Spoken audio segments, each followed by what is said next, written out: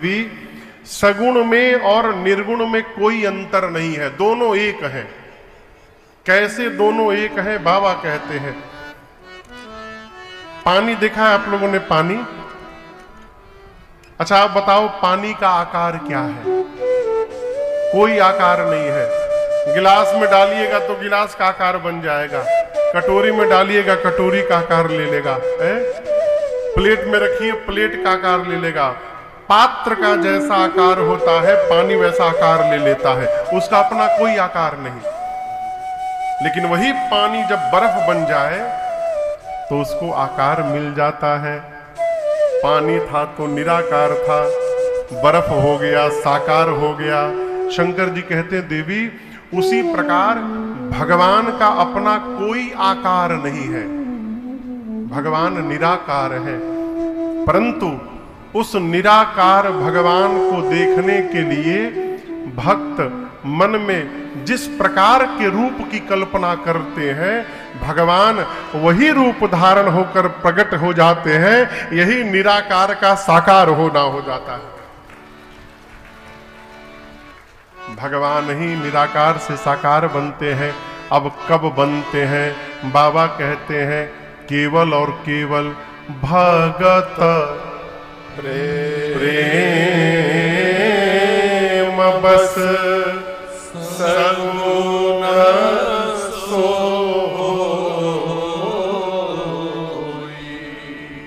ये भगवान शंकर जी कहते हैं देवी राम जी केवल अपने भक्तों के प्रेम के कारण सगुण होते हैं। किसके कारण? ज्ञान के कारण नहीं।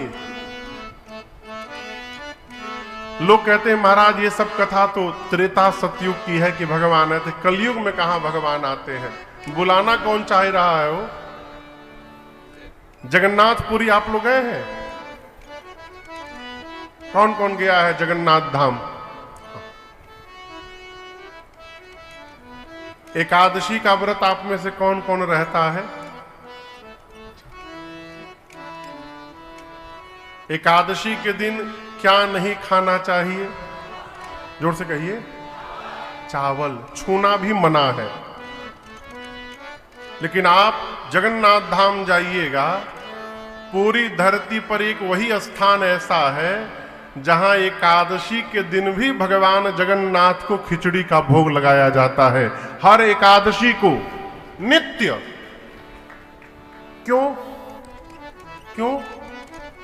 प्रबल प्रेम के पाले पड़कर प्रभु को नियम बदलते देखा, अपना मान टले टल जाए पर जन का मान न टलते देखा। भगवान अपने भक्त के प्रेम में अपना सारा नियम तोड़ने को तैयार हो जाते हैं।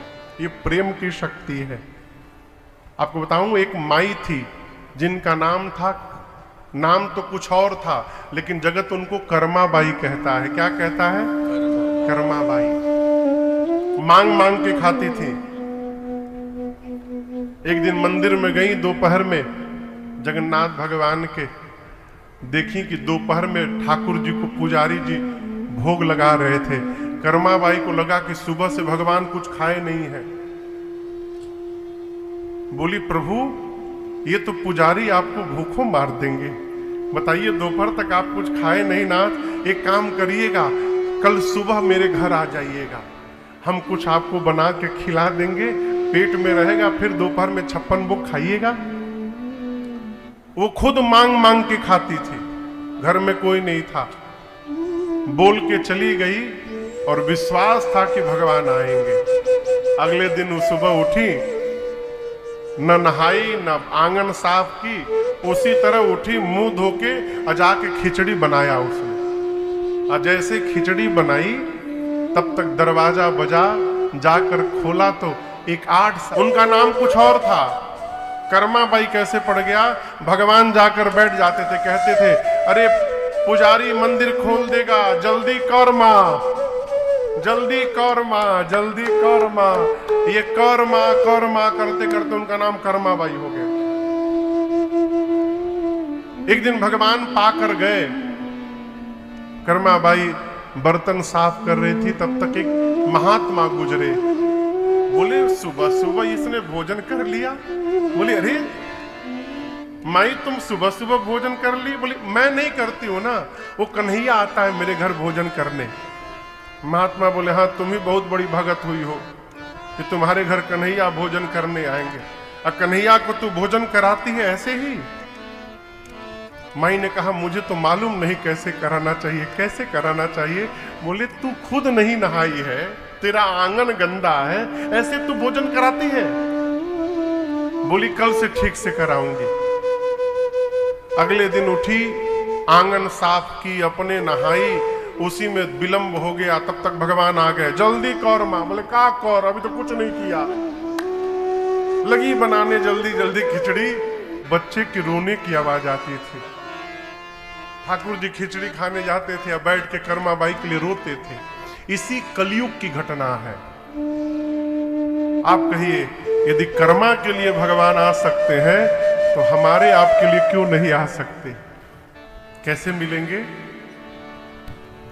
अरे पाना है यदि प्रभु को तो बस प्यार में मिलेगा।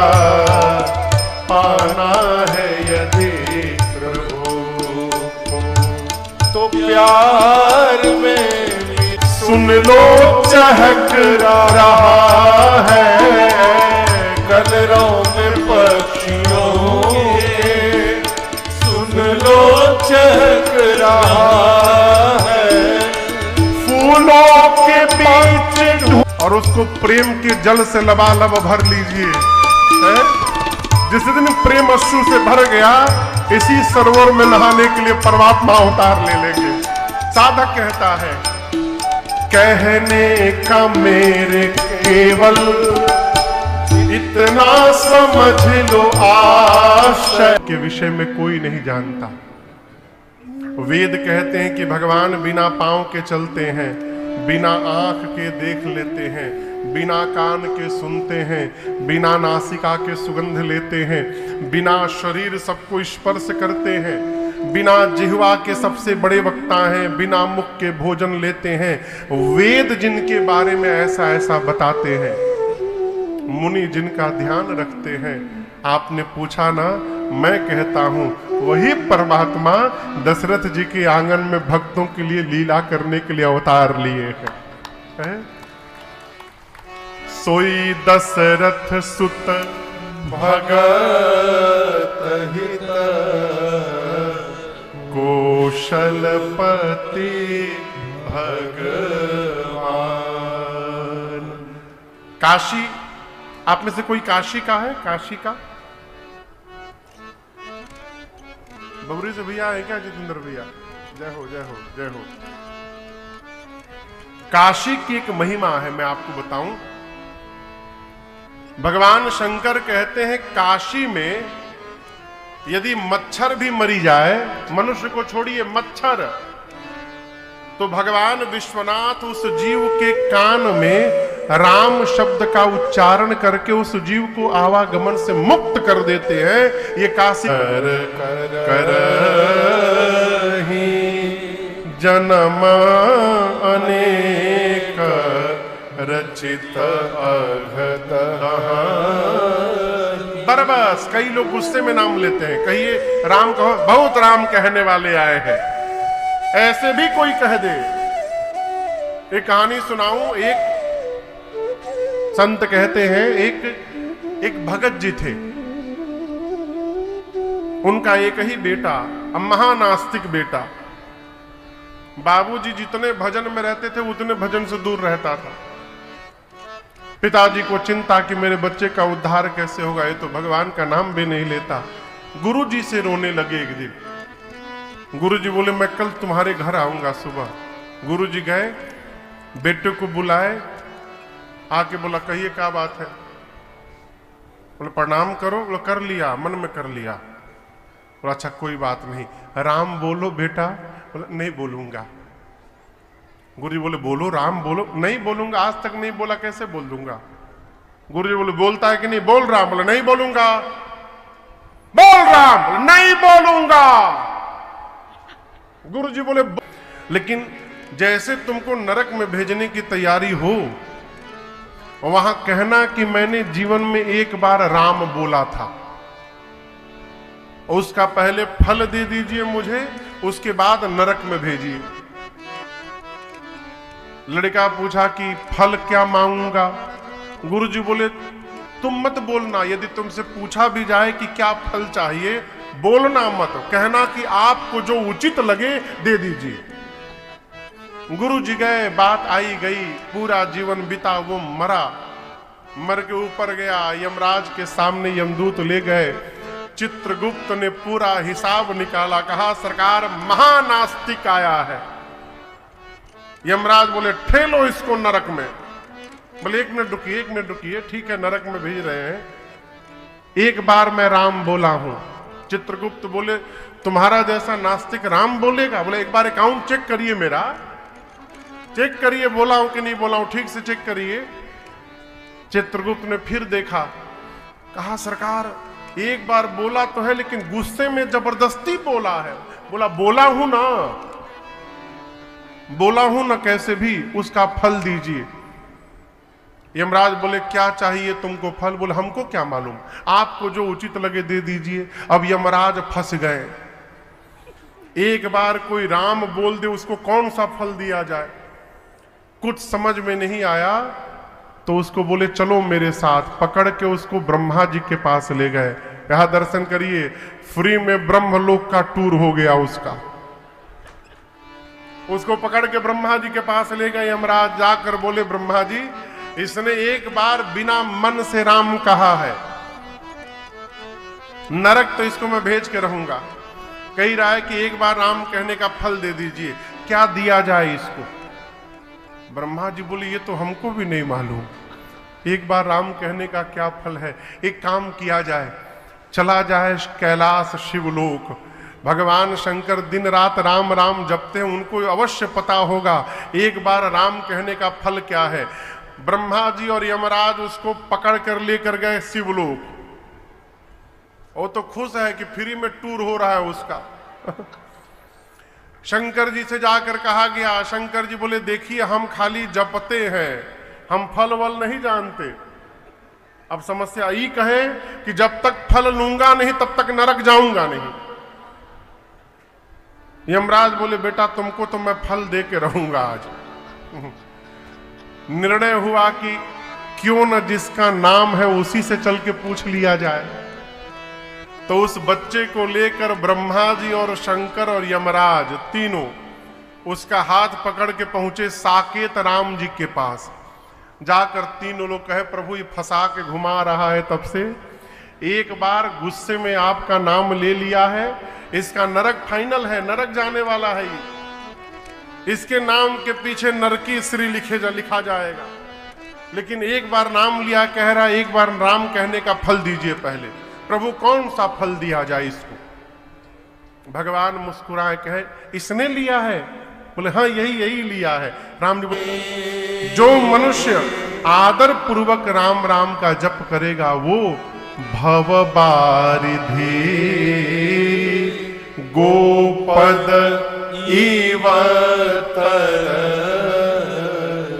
अच्छा ये बताइए बारिध मने क्या होता है?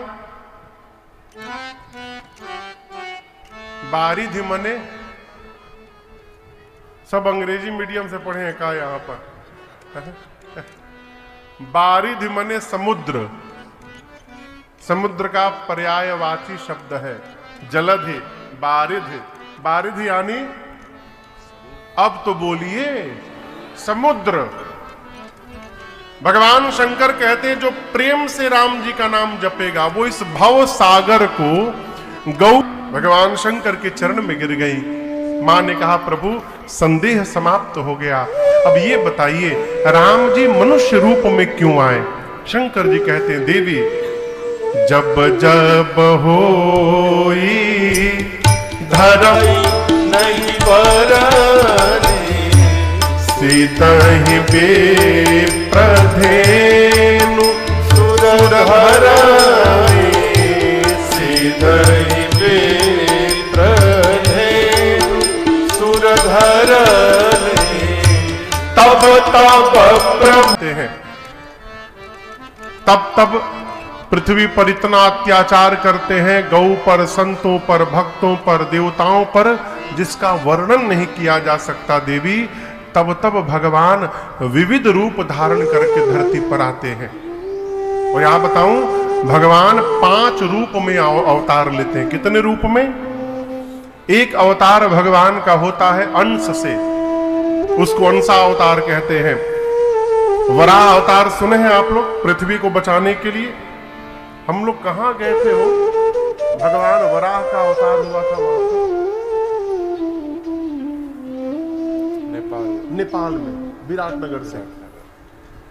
भगवान वराह, भगवान कच्छप समुद्र मंथन के समय, भगवान मत्स्य मछली के रूप में, ये सब भगवान के अंश से अवतार लिए, अंशा अवतार।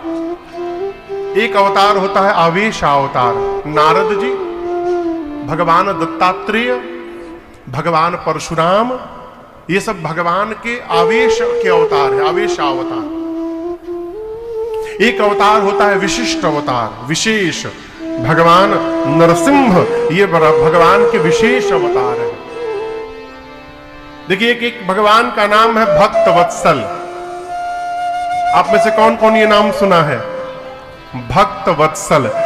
वत्सल उसको कहते हैं जो अपने बच्चे को जीभ से चाट चाट के प्रेम करे।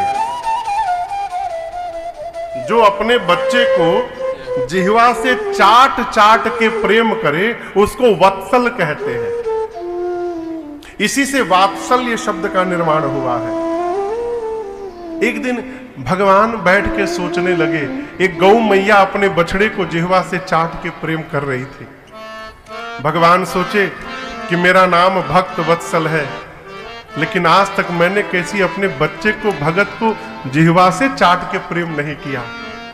तो इस नाम को सार्थक करने के लिए भगवान नरसिंह रूप धारण किए। शरीर नर का रहा, मुख सिंह का। हिरण्यकश्यप का वध करने के बाद भक्तराज प्रहलाद को गोद में बिठाकर और आज भगवान जिह्वा से चाट चाट के प्रहलाद जी को दुलार कर रहे हैं। ये भगवान का विशेष अवतार हुआ। कितने अवतार हो गए? अंश, आवेश, विशेष, 3 हो गए। चौथा पूर्ण अवतार। राम जी, कृष्ण जी, ये 2 पूर्ण अवतार हैं भगवान के। तीसरा कलिकाल में होगा उत्तर प्रदेश के संबलपुर में। अभी जो संबल है ना, जहां पूरा बवाल चल रहा है, वहीं भगवान अवतार लेंगे। वहीं पर वहीं आने वाले हैं, इसलिए इतना बवाल चल रहा है अभी ऐसे है? ये भगवान का तीसरा पूर्ण अवतार होगा। इसके बाद 5वां अवतार है महापुरुष अवतार। जितने महापुरुष हुए धरती पर, जितने आचार्य चरण हुए, ये सब भगवान के महापुरुषा अवतार हैं। ये सब भगवान के स्वरूप हैं। भगवान इन्हीं स्वरूपों में समय समय पर आते हैं और आके पृथ्वी की भार का हरण करते हैं, सज्जनों की पीड़ा का हरण करते हैं। शंकर जी ने कहा, देवी राम जी के जन्म के अनेक कारण हैं, मैं आपको 5 कारण सुनाता हूं। कितने कारण? 5। पहले कारण में भगवान श्री हरि के द्वार पर 2 द्वारपाल थे, जिनका नाम था जय और, जोर से कहिए, विजय। पहरा दे रहे थे द्वार पर।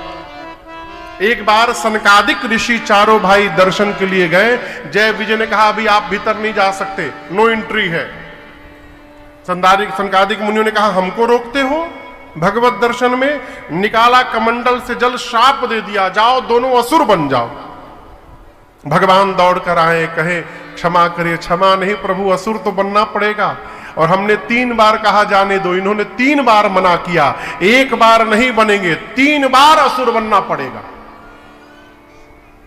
और जब जब ये दोनों असुर बनेंगे, तब तब आपको भी जाना पड़ेगा इन दोनों को उस शरीर से मुक्त करने के लिए।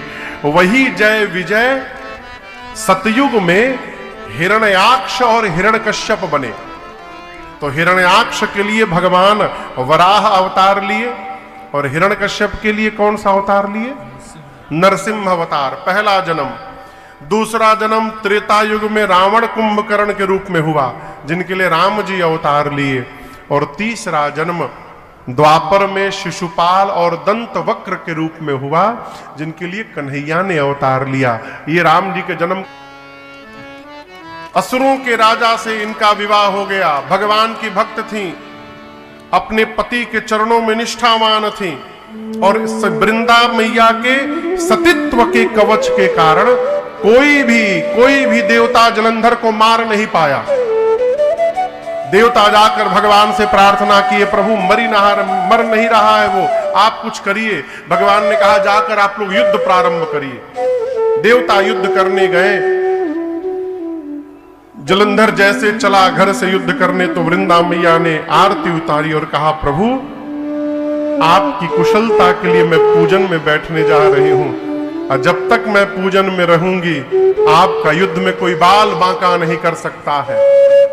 जलंधर गया युद्ध करने, मां वृंदा पूजा में बैठ गई। युद्ध प्रारंभ हुआ। थोड़ी देर बाद भगवान श्री हरि ही जलंधर का रूप धारण करके वृंदा के पास चले आए। वृंदा मैया ने पति का चेहरा देखा, पूजा छोड़ के उठ गई, और जैसे पूजा को छोड़ा उधर युद्ध में जलंधर मार दिया गया। उसका कटा सिर वृंदा के सामने गिरा। वृंदा मैया तो कांप गई, भगवान से पूछी, कौन हो तुम? भगवान शर्म के मारे अपना सिर नीचे झुका के खड़े हो गए। वृंदा मैया ने कहा, आपने भगवान होकर मेरे साथ छल किया है? श्राप देती हूं आपको। जिस प्रकार छल करके आपने मेरे पति को मुझसे आज से दूर किया, एक दिन यही मेरा पति छल करके आपकी पत्नी को आपसे दूर करेगा।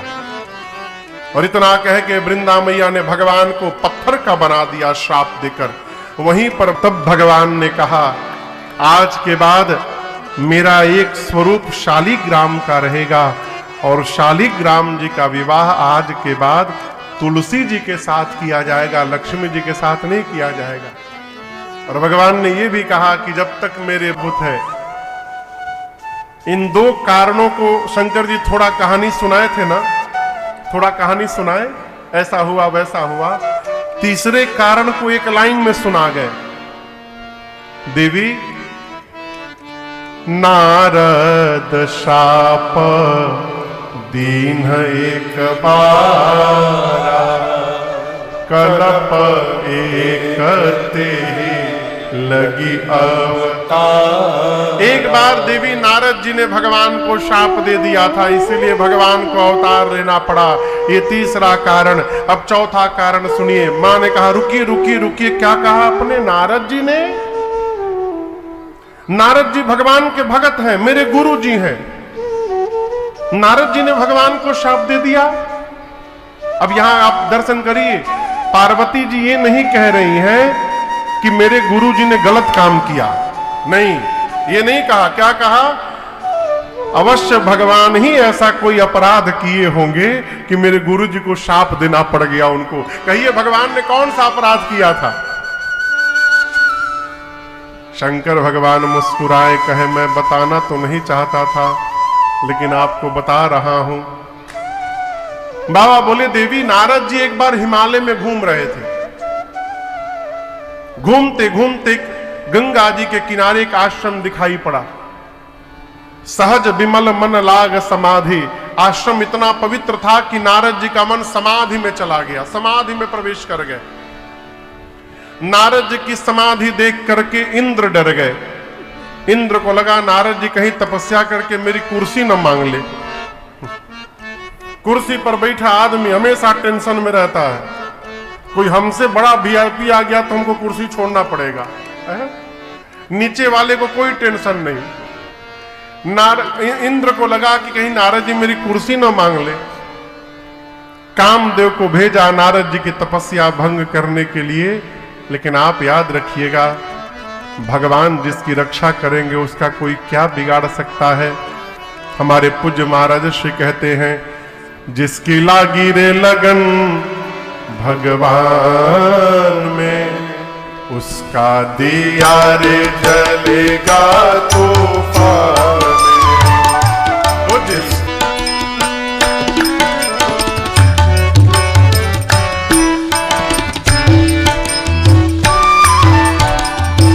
मन का दिया मन की बाती, हरि भजन का इस दुनिया में कौन बनाए, सबके बिगड़े काहे। अनहोनी को होनी कर, पांव में गिर गए।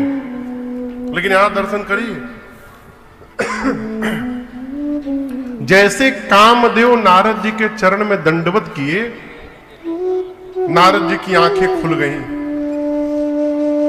इसका क्या मतलब? काम के प्रभाव ने जिस ध्यान को नहीं तोड़ा, कामदेव के प्रणाम ने तोड़ दिया। ये प्रसंग कहता है, जीवन में जब प्रतिष्ठा मिलने लगे तो जीव को बहुत सावधान रहने की आवश्यकता होती है? हमारे महाराज जी कहते, बाबू ऊंचाई पर पहुंच रहा हूं, यानी शंकर जी केवल काम पर विजय प्राप्त किए और मैं काम क्रोध दोनों पर विजय प्राप्त कर लिया हूं। मैं तो मुस्कुरा रहा हूं, अरे मैं शंकर जी को हरा दिया। जैसे मन में भाव आया, सीधे पहुंचे शंकर जी के पास कैलाश। बाबा सोचे राम जी के भगत जी आए हैं, राम कथा सुनाएंगे, लेकिन आज नारद जी काम कथा सुनाए, पूरी कथा सुना डाले। शंकर जी सुने बड़े ध्यान से, बोले हम एक बात बोले, हमको तो सुना दिए, लेकिन ये भगवान से न सुनाइएगा कभी। नारद जी को लगा कि इनको मेरी उपलब्धि पच नहीं रही है, जल रहे हैं, इसलिए मना कर रहे हैं। देखिए, किसी से कोई बात कहिए ना, कहिए कि देखिए हम आपको अपना जान के बता रहे हैं, आप किसी से कहिएगा मत। तो जैसे आप बोल करके बाहर निकलेंगे, वो तुरंत फोन मिलाएंगे। हाँ, एक बात बोले, देखिए किसी से कहिएगा मत, हमको मना किए थे बताने के लिए। अरे जब मना किए थे तो आप कहे बता रहे हैं? शंकर जी ने मना किया कि भगवान से न कहिएगा। नारद जी कैलाश से निकलकर सीधे बैकुंठ की ओर चल पड़े। श्रीमन नारायण क्षीर सागर, भगवान शेष सैया पर लेटे थे। जैसे नारायण नारायण सुनाई पड़ा, भगवान तुरंत शेष सैया से नीचे उतरे और बाहर जाकर नारद जी से मिले। हरस मिले उठी रमा निकेता। यहां एक बात याद रखिएगा, हम गुरु जी के घर गए और गुरु जी बाहर आकर हमसे मिल रहे हैं, मेरा दुर्भाग्य। गुरु जी से मिलने जाए तो गुरु जी को बाहर नहीं आना, हमको भीतर जाके मिलना चाहिए। यदि श्रेष्ठ हमारा आकर के स्वागत कर रहा है तो ये हमारा दुर्भाग्य है। नारद जी आए तो भगवान बाहर जाकर मिले। क्यों मिले? भगवान जानते हैं कि नारद जी आज हमको राम राम करने वाले नहीं हैं। नारद जी इस उमंग में थे कि मैंने काम को हरा दिया और प्रणाम नहीं किए। भगवान सोचे यदि लक्ष्मी जी के सामने आकर प्रणाम नहीं करेंगे तो ये तो नाराज हो जाएंगे, इसलिए भगवान बाहर जाकर मिल लिए। आए, नारद जी को ला करके बैठे। अब नारद जी परेशान है मन ही मन की कैसे बताऊं कामदेव वाली बात। तब तक भगवान ने छेड़ दिया, और कहिए नारद जी बहुत दिनों बाद आपने कृपा की है।